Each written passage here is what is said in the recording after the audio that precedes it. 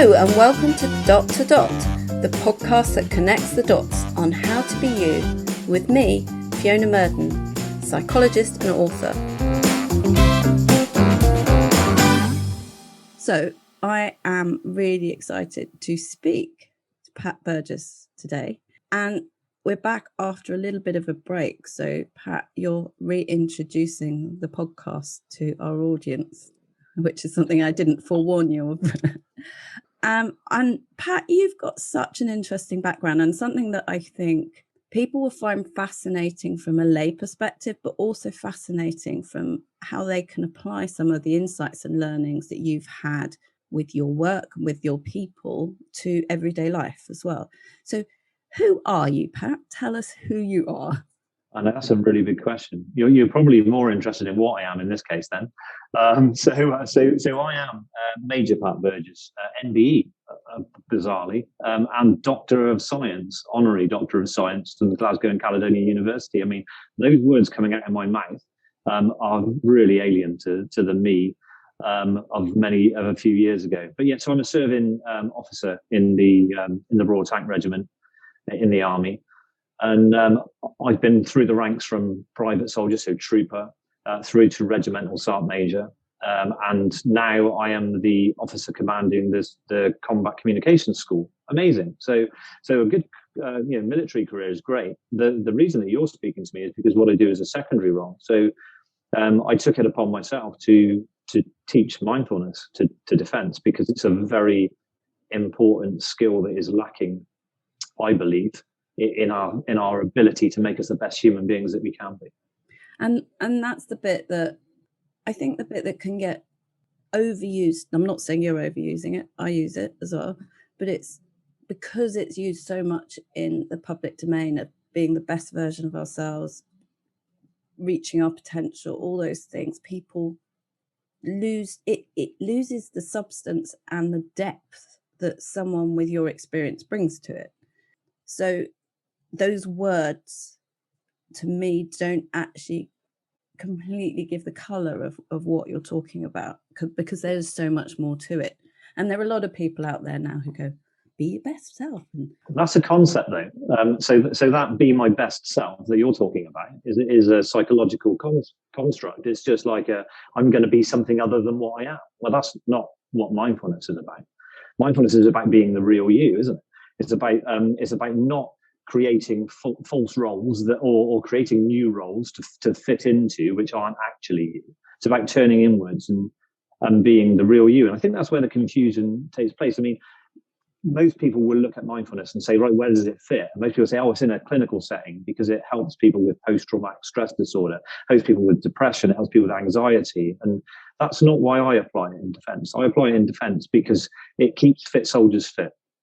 It keeps us at our optimum, at our best performing level for all of the complexities and the improved psychological, physical health, the improved performance, the improved output, the improved focus, the improved attention, and all of the other wonderful things that we're all looking for in little bite-sized chunks can be achieved by one approach. And so that's why I say the best version of yourself. It's not a creation. It's you.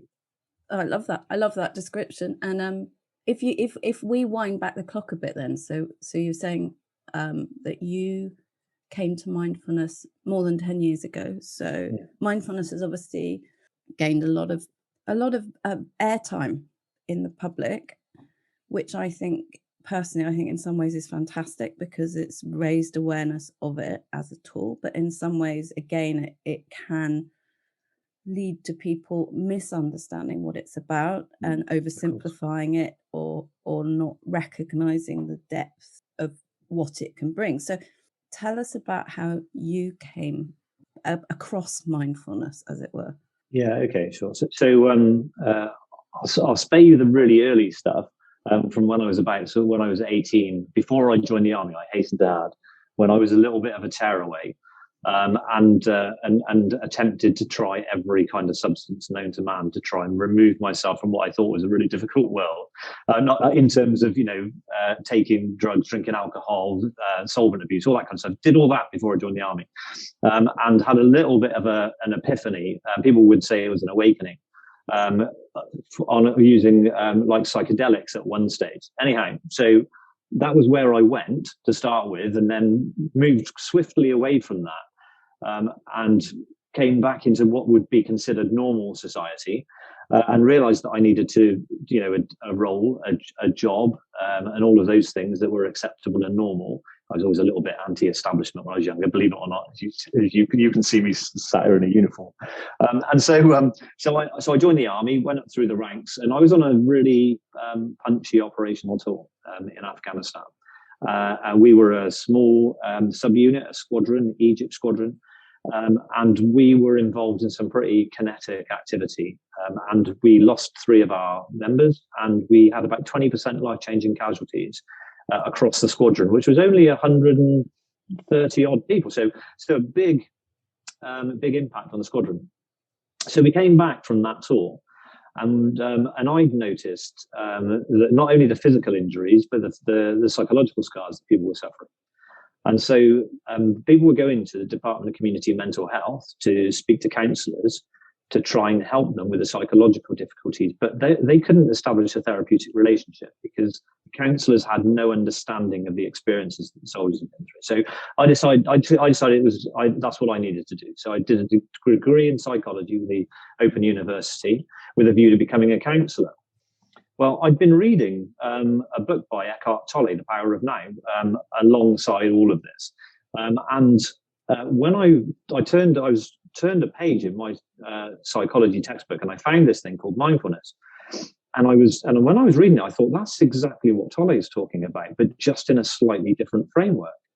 And I thought, okay, so there's an understandable, recognizable thing that says what he's talking about.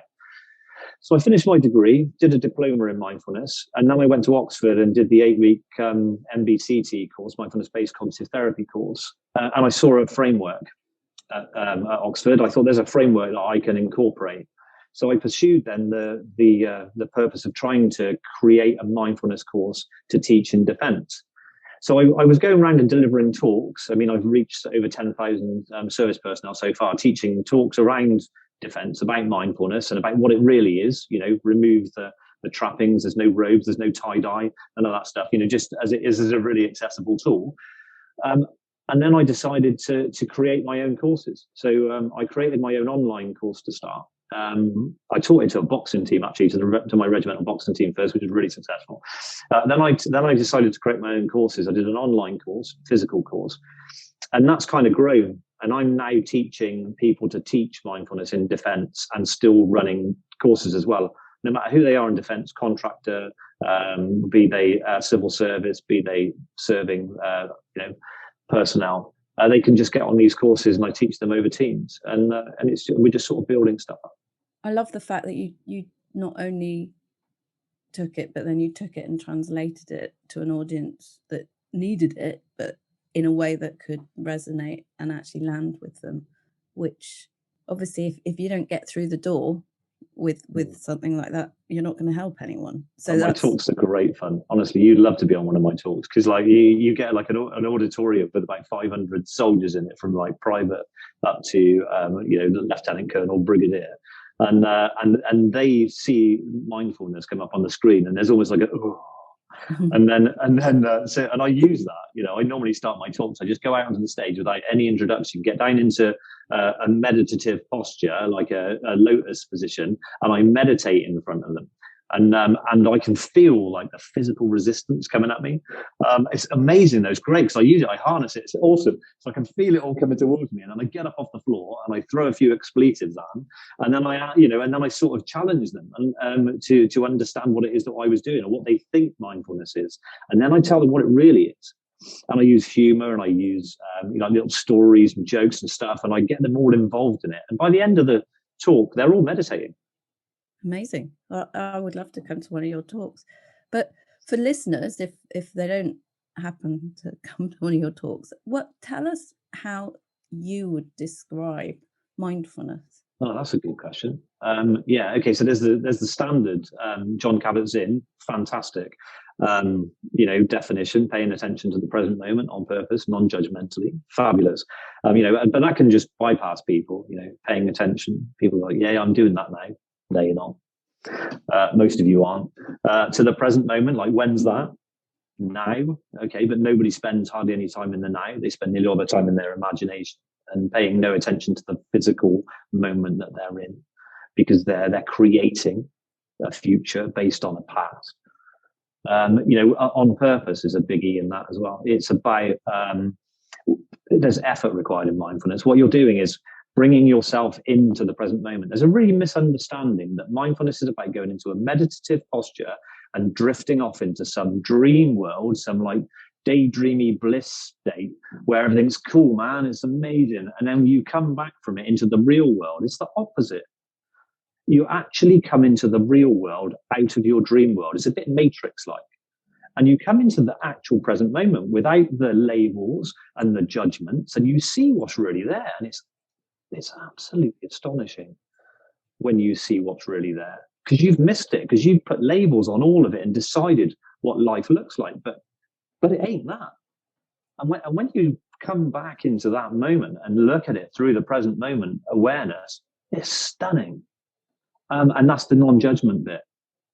These labels and these judgments that we constantly place on things to try to protect ourselves from this sort of perceived fearful world that we live in. It's amazing, because once you realize that there's nothing to fear, that you've created all the fear yourself, and then you can step back behind the labels and the judgments, then my gosh, what a gift.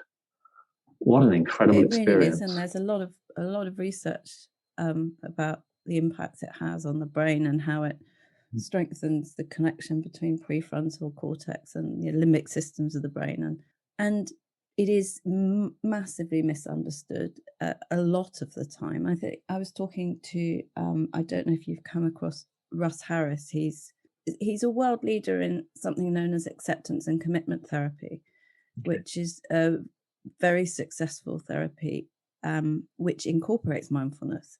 But his first book, which is called The Happiness Trap, he didn't actually refer to it as mindfulness because people misunderstood it. And so he introduced the concepts and the ways of using it without actually using the word until I think quite far on in the book. And in a later edition, he's changed that. But even now, with the use of the word in the public domain, I don't think people really understand what it means. And, something else Russ said is people talk about colouring as learning mindfulness. It's not. Colouring's relaxation, but it's not mindfulness. Mindfulness is a skill, and it does take effort. It takes effort to learn how to do it. And I mean, I talk from personal experience. I've had the Headspace app for years. And I do think that Andy Puddicombe does a great job of not only coaching you through a mindfulness session, but actually teaching you a bit about it as well. But I find that if I'm disciplined enough to do a little bit every day for maybe a couple of weeks, when I wake up in the middle of the night, I find it easier to get back to sleep, because you're in the rhythm, you're trained to be able to unhook from thoughts and emotions and to take that non-judgmental standpoint. But it's not something, A, that we're taught when we're young, B, that society supports in the West, or C, that our brain actually supports. So it's effortful, isn't it? It is effortful, and because it goes against however many hundreds of thousands of years of conditioned thinking that we've got as an organism, as a species, because like you say, all of those, all that stuff, that's all the cellular memory that sits around in our body kind of drives us towards this way that we behave and the way that we treat things as a threat, and we always operate from a fear base, which is really powerful. It's a very powerful emotion, and it's so fast when it comes in that it's really difficult to intervene between it and your action. That lovely space, I think it was Frankl, wasn't it, who said about the space between stimulus and reaction.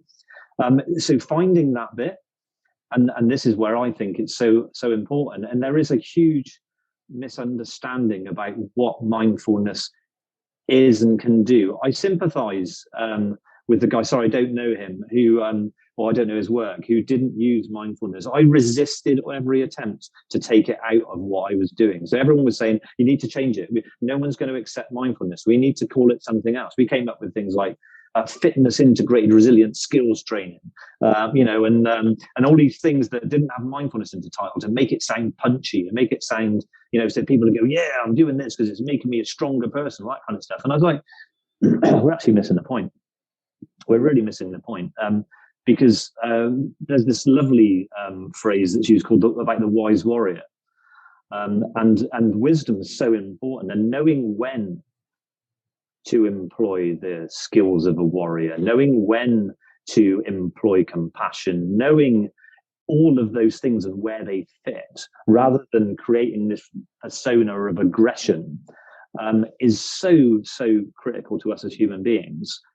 And we all, I don't think there's anybody that doesn't realize at the moment that there's a little bit of a crisis going on with the species, and that is troubled inside and is trying to work out what it is that they're troubled for. They know what they're doing isn't the right thing. They know that they're not moving along the right path, but they're not quite sure what the path should look like. And there's very few people out there guiding people to the right path, or to their own path, the path that they should really be on. And the only way that people will ever find that is not externally.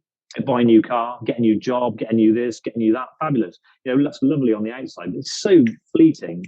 It stays with you. A new car for the first 6 months looks great when people look at it and go, "I love your new car is," and then suddenly it's just a car, isn't it? So I need another new car then, because that one's rubbish. Because now it's just I must need the next one. All that's fleeting. Inside isn't fleeting. And that also reminds me of other work by Frankl, or comments that Frankl made, Viktor Frankl, about a hedonistic reward being short term and shallow. Yeah. But something that fits with mindfulness and takes you beyond that is the compassion for other people. So we know that pro-sociality, connection with other people, is immensely powerful for our well-being, our happiness, our fulfillment. Yeah. And mindfulness, although we say it's looking in, which it is also about that compassion towards the world around us. Yeah, of course. I mean, this is timely. I had an email yesterday, someone talking about the research about the whole pro-social thing, and about how it shows that there's more damage done to your health by having poor relationships, friendships and stuff that are shallow, than by drinking loads of alcohol and smoking loads of cigarettes. Physically it damages your body, and that shouldn't really come as a surprise to us. And the comment that came with it was, it seems that where mindfulness helps this is it makes us more compassionate towards other people, more aware of other people, more aware, and then people want to turn to us to speak to us because we come from a much calmer center. But I would also argue that the turning inwards is more important, and the reason I say that is that you can't love anybody until you love yourself, right? So because all you're doing is creating stuff outside you. So if you know who you are inside and accept you for what you are, suddenly you're able to accept everything, because you're not comparing anymore. There's no requirement for comparisons. There's no requirement for all of those other things that you need to do with other people to make yourself feel valued and to make them feel valued. And suddenly when that space is open, then people want to speak, people want to be more open, and that's where compassion flows out. I mean, I agree. I would say it's quite a high expectation to have, is to say I have to love myself before I love anyone else, for example, because we again will naturally not love ourselves. We will be self-critical, partly because of the way we've been brought up culturally, but partly because of the systems in the brain. So there's this beautiful story about about a king and a queen who were sort of meditators. They're Vipassana meditators. I don't know if you're aware of Vipassana. I'm sure you are. I don't know if your listeners are. But they're really advanced Vipassana meditators, and they sit down on the cushion and meditate. And then the king said that those are in the days where the king, if somebody disagreed with him, he just chop their head off. Those kind of days, right? So the king finishes his meditation and goes and speaks to the queen. He says to the queen, he said, I had a very interesting experience on the cushion today. He said, and I need to ask you this question. He said, who do you love? And the queen sort of looks at him and she goes, interesting. She said, because that's what I was focusing on. She said, in my meditation today as well. And she said, and I realized that behind all of it, the person that I really love is myself, because what I want other people to do is meet my needs. So when the reason that most of us like people is because they fit into our model of what they provide things for us to make us feel better about ourselves. So often, I mean, it does make love shallow. It's not shallow because the whole feeling, the experience, the emotion is beyond that. But we do spend a lot of time only being attracted and helped and working with people and loving people until they stop fulfilling our needs. And the minute they stop fulfilling our needs, we don't love them anymore. Well, that's not love, is it? That was just getting somebody to do stuff for us to make us feel better about ourselves. So really, the only person we cared about at that moment in time was us. That's what I mean. So it's important to really accept you for who you are. Know all those flaws that are within you as a human being. Know that you've got all these things going on, but just still accept that. Then you can accept anything in others. So something else I find really fascinating from a more clinical perspective of psychology would be we're seeing more and more that words, and this fits with mindfulness as well, but that cognitive behavioral therapy or words miss the experience of trauma. So when someone has experienced trauma, whether that's as a child or whether it's in the sort of situations that you've seen, or any other situation where someone might have experienced it in a car crash, or it gets incorporated at an emotional level, not a cognitive level.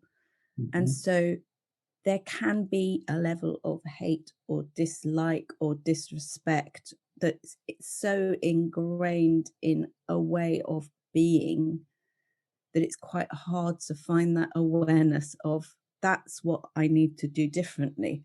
I'm not being kind to myself, or I'm not caring about myself.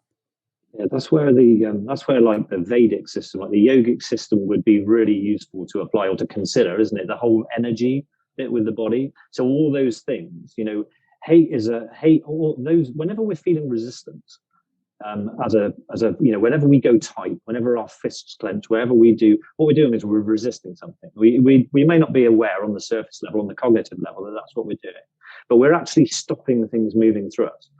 And when we cling to those things, so you'll be aware of the whole idea of clinging and aversion and craving, where we cling to stuff that comes through. When we cling to stuff, we're trying to repress stuff, we're trying to push stuff down. It just gets stronger and stronger and stronger within us.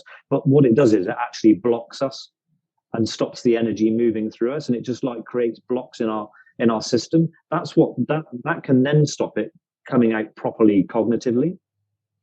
For us to be able to really understand the feelings that we're feeling, because what we do is we go back into our past, because that's our only reference point, and we create like sort of ideas and memories around why we're feeling the way that we're feeling, and then we project them and decide that that's why we're experiencing what we're experiencing, rather than just letting the feeling, emotion through us and accepting that it's part of us. That's where like contemplative practice can be really, really helpful. And I know that sounds pretty out there, I mean, you're looking at a guy in a military uniform and thinking, what is he talking about? Possibly, I don't know. But what it does is it stops that flow, and it stops the cognition working correctly. And then we put like lids on stuff, and it makes it really, really difficult to open those boxes again once we've decided and entrenched our positions and pushed them down. So a question for you: do you live what you're talking about? So do you love yourself completely, and do you look to others with no judgment? So I'm aware of judgment. So you have to embody the practice, otherwise there's no point in teaching mindfulness. You don't embody what you're teaching, then you're not teaching it. you're sort of teaching a consumerized version of it, which is lovely. But it takes years to really entrench yourself. I'm not doing a political answer. Don't worry, I will get to it. Yes, I do love myself with all my faults, with all my foibles, with all the stuff that's stored in me as memory, not only of my own memory, but memory of the race, all those things that are within me that can push me to act a certain way. But the difference is that you don't have to do that. You can actually sit back, even though it's a very powerful emotion, even though it's a very powerful thought, even though it's a very powerful drive to do something, there is a space between you and it that you can find by intense practice. And what that will enable you to do is to go, it gives you the wonderful privilege that we forget we've got: choice. Because we can choose, we can choose what world we live in by what we create with our own minds. By, if you wake up in the morning and it's raining outside and you decide it's going to be a miserable day, guess what? It's going to be a pretty miserable day. But the rain's just the rain. It's got no mood. It's got no intentions. It's got no nothing. The sun isn't beautiful, glorious, or wonderful. The sun just shines. Go to Australia during bushfire season. Tell me if the sun is beautiful, glorious, or wonderful. We create the labels and the judgments and all the things we do, and that narrows us as a person. If you know that, and you're aware of how you create that, and you're able to notice when you start creating those thoughts and experiencing those feelings and emotions, you can just let them through and experience them and accept that you're that. And then you can accept it in others because they're coming from the same point as you. A bit about what I've done through my career. So I've profiled senior leaders, in-depth 4-hour psychological profiles, go through their history from when they're children up to where they are today. And then say it's 2 people who've been narrowed down for a chief exec role. And I would say that if you hire this person, this is where their strengths lie. This is where they might get tripped up. This is where they need more support. This is where their values align with the values of the team and the organization. This is what difficulties could arise. These are the risks. But to do that, to do that initial profiling took many months of watching and observing other people doing it and training. And part of that was removing myself from the judgment. So we have to go into those sessions as much of a blank sheet as we can. And then we observe our own interpretation and even interpret what that interpretation means. So for example, if someone was to make me feel uncomfortable, underconfident, I then think, what's happening here? Why is that person making me feel like that? Is it something that's coming from me? Or is it something that's coming from a situation that they have created? And then you explore and you hypothesize and you keep doing. People often say to me, Fiona, do you do this when you're in the pub? And I'll say no. Why? Because it's hard work. So I'm not disagreeing. I totally agree with everything you're saying. But I do think there's this piece of it's not easy to do. It's like you can be trained, you can practice it. I've practiced it for more than 20 years in that sense.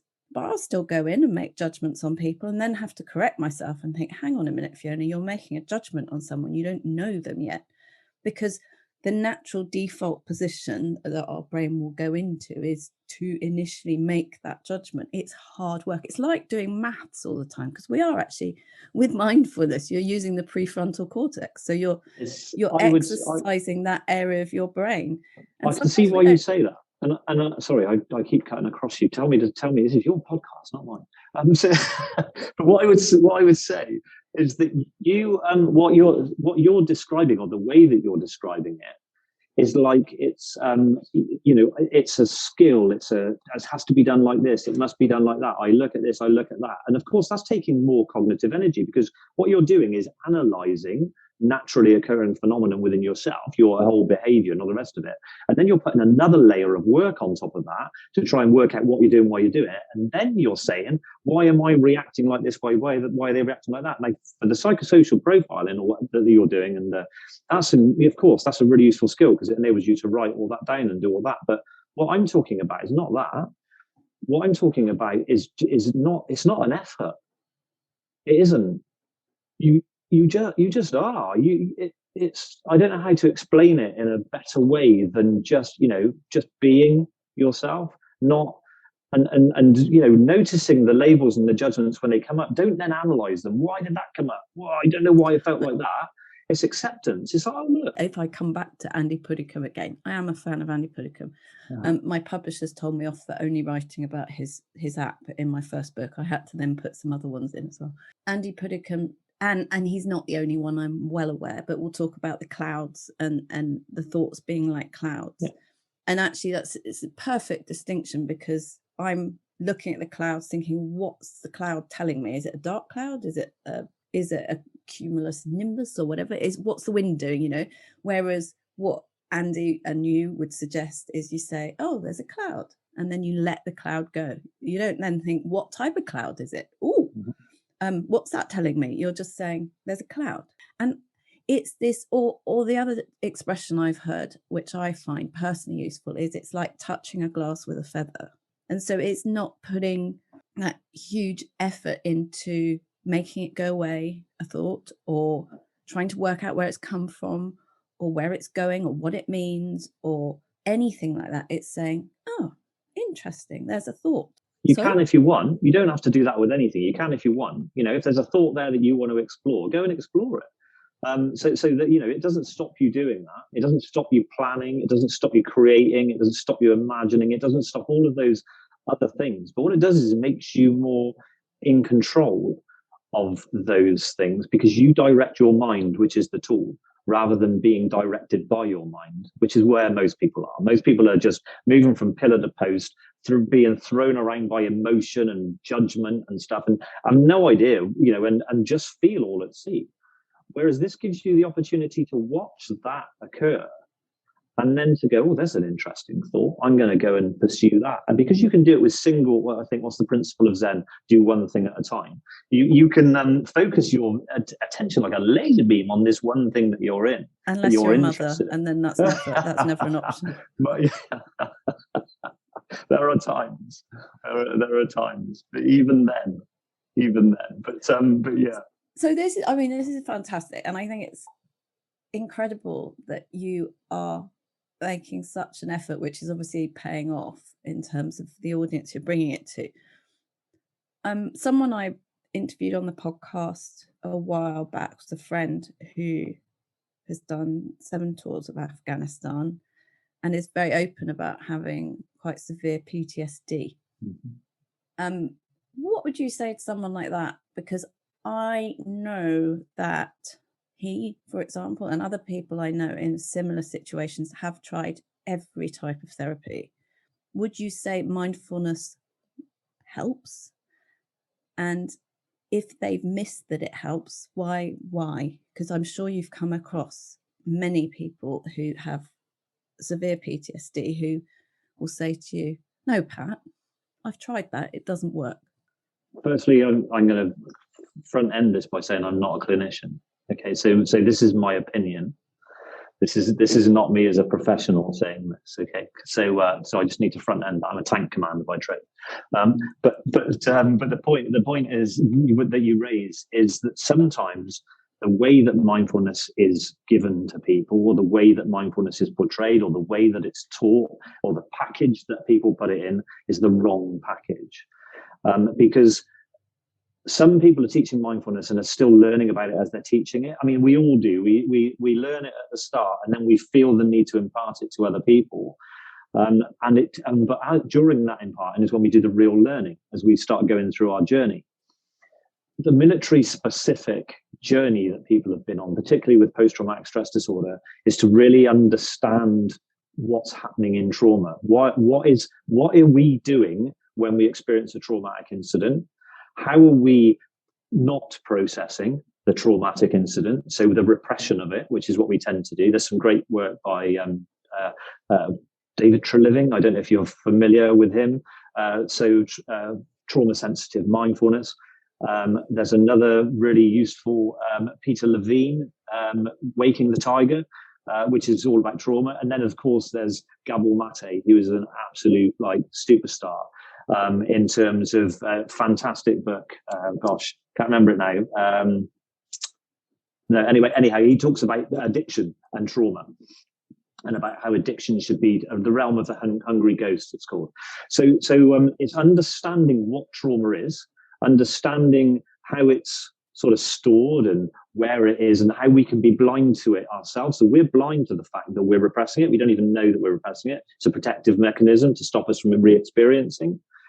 And then when you know that and you understand that, you can teach mindfulness in a trauma-sensitive way, that you can see if, you can notice people's triggers, you can notice people's body movements when they're reacting to something, through a somatic experience coming through the body. And you can be really sensitive to enable them to, I'm not going to say relive the experience, because that's not the purpose, but to accept the experience that they've had, because that's causing a massive blockage. It's stopping them living their lives, and they're defined by that moment, and they're repressing that moment because they don't want to face it. At some stages, you have to face the experience. You can't keep pretending it's not there. And you can talk around it, and you can do lots of other things. You can gradually let it lift. But at some stage, you have to accept the experience. Otherwise, you can't move forward. And mindfulness can really help with that, because what it does in terms of certain teachings of mindfulness can really bring you in touch with the soma, with the body, which is processing the experiences for you. And it can show you where it's blocked, and then you can go into the pain, where it actually physically sits in the body, and experience the pain for what the pain is, and not attach it necessarily to the story. And the pain can often dissipate, because most of the suffering we experience in our life, we create ourselves. We experience pain. Everyone experiences pain. Just pinch yourself, you'll feel it. It works. The genuine pain, that's to stop you from hurting yourself. But suffering, we do it to ourselves. We create stories about the pain that we're experiencing. And when we attach to pain, what happens is, or we try to repress it, what happens is we multiply it in our minds. And then we make it bigger and bigger and bigger, and scarier and scarier and scarier. And then we don't want to face it. It's like running away from something in a dream.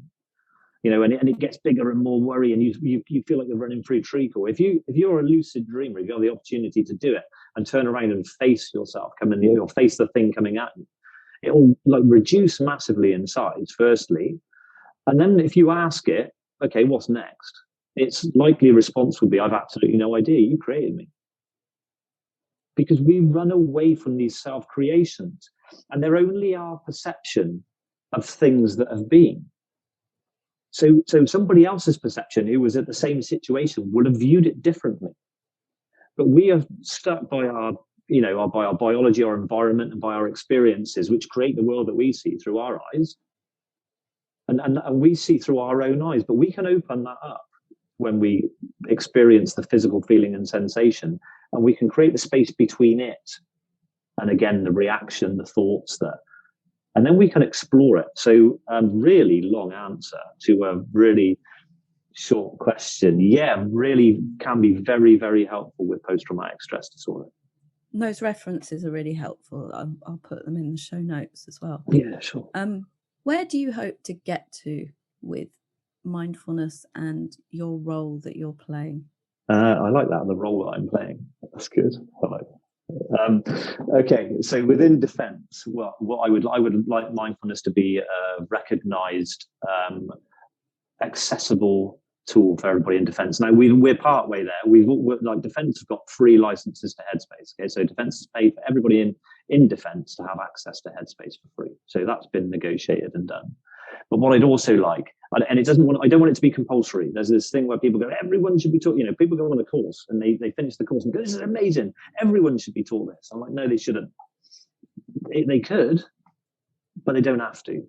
It's not going to be for everybody, and it's got to be at the right time of their life before they come to mindfulness. So for it to be established, rubber stamped and said that this is a defence, this is a product that's acceptable in defence and is widely accessible to anybody that needs it. And like I say, Headspace almost ticks that box. But I like the work that Andy Puddicombe does too. But to me, it's a toe in the water. Yeah, and I think that's absolutely right. It's a toe in the water, and not everyone's going to like Andy Puddicombe. No. I mean, I remember, I think I told my brother to listen to it ages ago. I said, he's a really nice bloke. He's not going to annoy you. And my brother listened. He's like, nah. And it's like, well, fair enough. It's not for everyone. And there's I haven't got it with me. There's a book that I picked up, which is mindfulness on the go. And I think there are so many different ways of viewing mindfulness. There's so many incorrect ways of viewing it, like there are with many aspects of psychology, but there are so many helpful ways that if you're someone who doesn't want to sit even for 10 minutes, there are still ways of understanding it and incorporating it. Even going for a walk and noticing the color of the sky, noticing the feel of the air on your skin, all of those things. But I think what I think is really important, which is what you're talking about as well, is understanding why. Because if you just introduce it, which is happening in a lot of schools, it's like, we'll teach mindfulness. Why? What is it for? Why are you doing it? What does it mean in the context of who I am as a child? Because otherwise, if we can't make sense of things, we don't use them or we don't incorporate them as a practice. So I think that's something that's really important. So there's a real balance there that you're striking. So the intellectual understanding is really important, the knowledge, the understanding of what you're doing and why you're doing it. But that it is really important, but to me, it's actually less important than the practice. So there is that. You've got to know why you're doing what you're doing, and then you do the practice, and then you experience the benefits of the practice, and then you find out, why did I enjoy, why did I experience benefits from that? You find that out there, you do a bit more practice, and then it's a sort of, my sessions are probably about 60-40, 60% practice, 40% explainer and reflection, for people to really understand what they're doing with their, with mindfulness for them. So my role in the military is to try and make mindfulness as accessible as possible to everybody, beyond headspace, should they wish. And then beyond that, my role, because I've only got a few more years left in the military and then I'm out. Beyond that, this has to be given to the wider society, because society is struggling in a lot of areas. There's free. I like the way you say that it's not going to be for everyone. Andy Puddicombe's not for everybody. This person's not for everybody. Mindful walking's not for everybody. That's not for everybody. It's a bit like frequencies, like radio frequencies. If you're not quite tuned into the right frequency, you're not going to hear that person. And you can read one book 1 week, and it can be like, this is rubbish, and throw it away. 2 years later, you pick the same book up again. It's like, why? How did I miss that? Because you're sort of a different person. Because you've had much more experiences in your life, and it's changed the way that you experience your life. So for it to be there for when people need it, in a simply explained package, warts and all, and why it does. That's what my role is. That's the role I'm playing, and that's what I want to continue to do. And again, I think I'm totally in agreement with you with this sort of gradually extending the knowledge and the practice and the understanding. It's not sort of dumping a whole load of intellectual stuff on right at the beginning. But when I was in my 20s, I traveled around the world on my own, and I spent time in China and then Laos. And when I was in Laos, I became really interested in Buddhism. Mm-hmm. And I came back to London and I started reading everything I could on Buddhism. And I got lost, because it was, I'd gone from a nice sort of like simplistic understanding of what it meant and what it looked like in daily life to trying to understand it too much from an intellectual perspective, which actually then completely put me off, because it was so like, there's so much to it. It's so intricate and dense. And I thought, whoa. And I think it's really important for people to realize that it's like you said, the dipping the toe in the water. It starts slowly, gradually, see the benefits, see what works for you, what doesn't. But then it's also kind of keeping a log. And I find that when I work with people who are very driven to understand more about themselves as leaders. They want to, because they know they're going to be better leaders. They're going to perform better. They're going to have better mental health. They're going to help the people that work for them better. But they forget, because we all forget.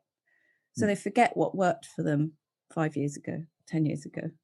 And I think somewhere along the way, we need to kind of almost keep a log of ourselves for ourselves, if that makes sense. So which mindfulness books did we enjoy and why? And, as you say, you might go back to that and it might not resonate the second time, but which approaches work for you. And it's keep that little thing. So when we are in positions of stress or distress, and it's very hard to think straight, we can kind of go back and go, oh, yes, I remember when I went to Pat's talk on this and he said X, Y, and Z. That was really helpful. This is where I think the experiential understanding is so powerful, because once you've physically experienced the benefit, and if you keep up the practice, you evolve with the practice, you learn with the practice, your knowledge increases with the practice. Everything just sort of flows out of it, but you have to do the practice first. And then once you're embodied and established in the practice, then it becomes really, really simple. And that's why I think it's so important, because it is a tool for life, because you heal yourself. So it's not going to a clinician to ask them to do whatever they need to do or put you on antidepressants or whatever people would do. This is about like dealing with your own internal stuff by facing yourself and accepting yourself for who you are.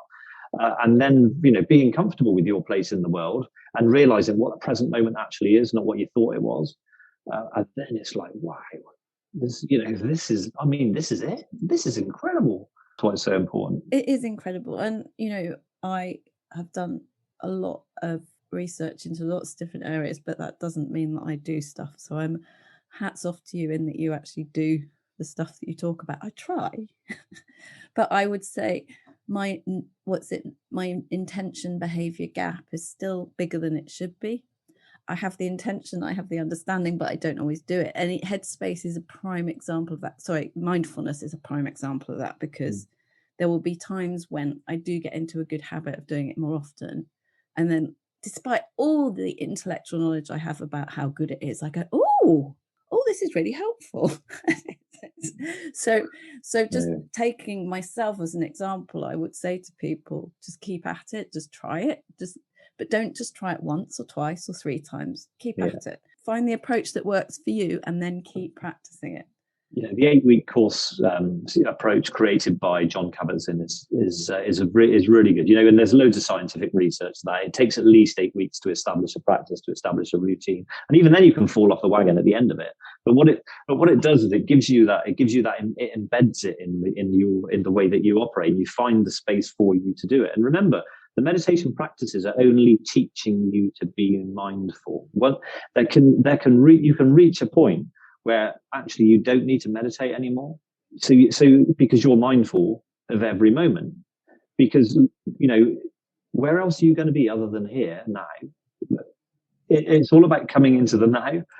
But it's when you start noticing that you're constantly jettisoning yourself forward. Oh, what am I going to do this evening? What am I going to do when this bloke stops talking? What am I going to do when that happens? What am I going to do when this, when you sort of don't live in that space, when you live in the space because you've practiced enough meditation to bring you to be mindful in everyday life and the things that you do, you might choose not to meditate. Just want to say massive thank you, Pat. I found it really fascinating. I would love to come to one of your talks. Okay. And if people want to know more about you, you've got a website too, haven't you? I do, yes. oneworldmindfulness.co.uk. So it's everything on there. So there's a free 8-week online course on there. There's a podcast on there. Not that I do a podcast regularly, but this is a recording of one I did a couple of years back. I have to confess that I don't keep the website up to date because it's not my day job. So it's just sat there as a presence, and it's got some tools and practices that people can use to understand mindfulness a little bit better. And when I get round to getting some time to do it, I'll try to refresh my website. But it's there if people want to look at it and visit it. Amazing. Then please do. Thank you so much, and I'll put that in the show notes as well. Thanks so much for your time, Pat. Oh, it's been my pleasure.